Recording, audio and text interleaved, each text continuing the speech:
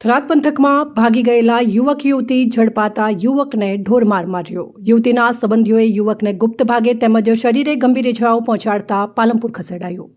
થરાદ પંથકમાંથી થોડા સમય અગાઉ યુવક યુવતી ભાગી ગયા હતા. જોકે યુવતીના પરિવારજનોએ ભાગેલા યુવક યુવતીને શોધી કાઢ્યા હતા. આથી યુવતીના પરિવારના કેટલાક શખ્સોએ ઝડપાયેલા યુવકને ઢોરમાર મારવામાં આવ્યો હતો, જેના કારણે શરીરે ગંભીર ઇજાઓ પહોંચી હતી. સાથે જ યુવકના ગુપ્ત ભાગે પણ ગંભીર ઇજાઓ પહોંચાડતા સારવાર અર્થે થરાદની સિવિલ હોસ્પિટલમાં ખસેડાયો હતો. પરંતુ હાલત સુધારા પર ન હોવાથી વધુ સારવાર અર્થે પાલનપુર ખસેડવાની ફરજ પડી હતી. આ ઘટનાને લઈને આ વિસ્તારમાં ભારે રોષ અને ચકચાર ફેલાયો છે. યુવક ઉપર યુવતીના પરિવારના કેટલાક શખ્સોએ ક્રૂર રીતે હુમલો કર્યો હોવાનો આક્ષેપ થઈ રહ્યો છે. ત્યારે આ બાબતે યુવકના પરિવારજનોએ જણાવ્યું હતું કે યુવક થોડા સમયથી ગુમ હતો. તે બાદમાં તેના વિશે યુવતી સાથે ભાગી જવાના સમાચાર સામે આવ્યા હતા. આ દરમિયાન ગઈકાલે યુવક અને યુવતી બંને મળી આવ્યા. તે બાદ યુવતીના પરિવારના કેટલાક લોકો દ્વારા યુવક સાથે અત્યંત અમાનવીય વર્તન કરી ઢોરમાર મારવામાં આવ્યો હતો. હુમલો એટલો ક્રૂર હતો કે શરીરના નાજુક ભાગોમાં પણ ગંભીર ઇજાઓ પહોંચાડવામાં આવી હોવાનું પરિવારજનોએ જણાવ્યું છે.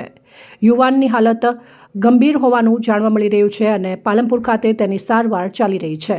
આ ઘટનાને લઈને પરિવારમાં આક્રોશનો માહોલ છવાયો છે. થરાદ પંથકમાં એક યુવક અને યુવતીને ભગાડી જવાના મામલે યુવકને ઢોરમાર મારવામાં આવ્યો હોવાના બનાવ સામે આવ્યા છે. ફરિયાદ મુજબ ફરિયાદી અને યુવતી મૈત્રી કરાર હેઠળ અમદાવાદના આયોજનનગર ખાતે એક રૂમમાં રહેતા હતા.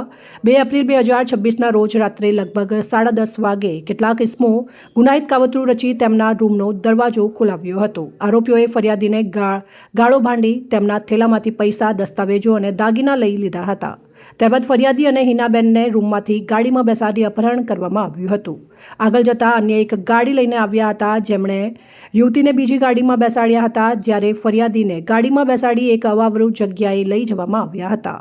ત્યારબાદ ફરિયાદીને સફેદ કલરની બ્રેઝા ગાડીમાં બેસાડી અલગ અલગ જગ્યાએ લઈ ગયા હતા. ત્યાં ફરિયાદીના કપડાં કઢાવી અન્ય અજાણ્યા માણસોએ તેમને નીચે પકડી રાખ્યા હતા. ફરિયાદીના ગુદાના ભાગે ટ્યુબ લગાવી અને ઇન્જેક્શનની સોય મારી મોઢા અને આંખ તેમજ ગુદાના ભાગે ફુવારો માર્યો હતો. ફરિયાદીએ બૂમો પાડતા એક અજાણ્યા માણસે તેના નાક પર ફેટ મારી હતી.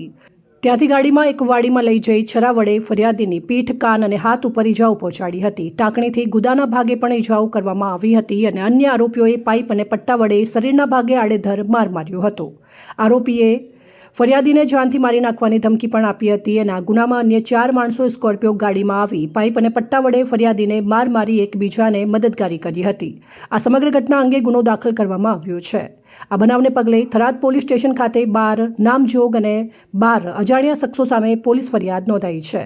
પોલીસે વધુ તપાસ હાથ ધરી છે.